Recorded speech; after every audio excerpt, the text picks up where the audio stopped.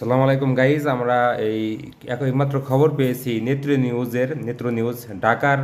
আমি সংবাদপত্রটি পড়ে আপনাদের জানাচ্ছি সংবাদপত্রটি পড়ে ঢাকায় কারফিউ অপেক্ষা করে বিক্ষোভ চলছে, বিভিন্ন স্থানে সংঘর্ষ, গুলিবিদ্ধ। আরও আপনাদের পড়ছি বাংলাদেশের রাজধানী কারফিউর প্রথম দিন। নেত্র নিউজের প্রতিবেদক ও সংবাদদাতাদের পাঠানো তথ্য থেকে জানা যাচ্ছে, দুপুর 12টা পর্যন্ত কারফিউ চলার পর 2 ঘন্টার বিরতি। দুপুর 2টা থেকে আবার কারফিউ শুরু। কারফিউ অপেক্ষা করে রাজধানী ঢাকার উত্তরা, রামপুরা, মোহাম্মদপুর, বাড্ডা, মিরপুর সহ বিভিন্ন এলাকায় আন্দোলনকারীদের ব্যাপক বিক্ষোভ অব্যাহত আছে। কিছু জায়গায় আগের দিনগুলোর তুলনায় বিক্ষোভকারীদের সংখ্যা বেড়েছে। মিরপুর 10 এলাকার পুলিশ ও বিজিবির সাথে বিক্ষোভকারীদের ব্যাপক সংঘর্ষ। উত্তরা ও গাবতলীতে বিক্ষোভকারীদের হাতে একাধিক পুলিশ সদস্য নিহত। উত্তরা একটি থানায় বিক্ষোভকারীদের অগ্নিসংযোগ এবং মোহাম্মদপুরে একটি থানা ঘেরাও।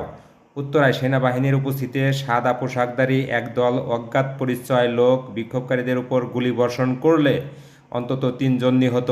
কয়েক হাজার বিক্ষোভকারী নিয়ন্ত্রণে রামপুরা এলাকা। হেলিকপ্টার টহল চলছে। বিক্ষোভকারীদের দমনে কঠোর অবস্থানে সেনাবাহিনী ও পুলিশ।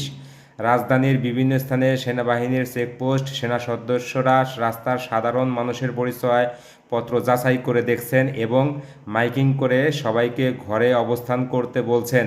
এখন পর্যন্ত রামপুরা ও শনিরাখড়া ব্যতীত রাজধানীতে সেনা সদস্যদের মারমুখী ও আক্রমণাত্মক অবস্থানে দেখা যায়নি।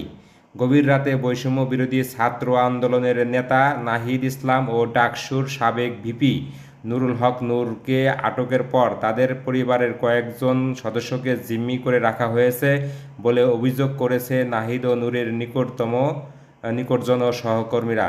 এটি হচ্ছে নেত্র নিউজের একটি খবর আপনাদের জানালাম। আপনারা অবশ্যই আমার এই চ্যানেলটি, আমার এই পেজটি ফলো দিয়ে রাখবেন, যাতে পরবর্তী নিউজ আপনারা শুনতে পারেন। তো এই ছিল আজকের নিউজ। তো আমি পরবর্তী আপডেট আপনাদের জানাবো। অবশ্যই ফলো দিয়ে রাখবেন এবং লাইক করে রাখবেন।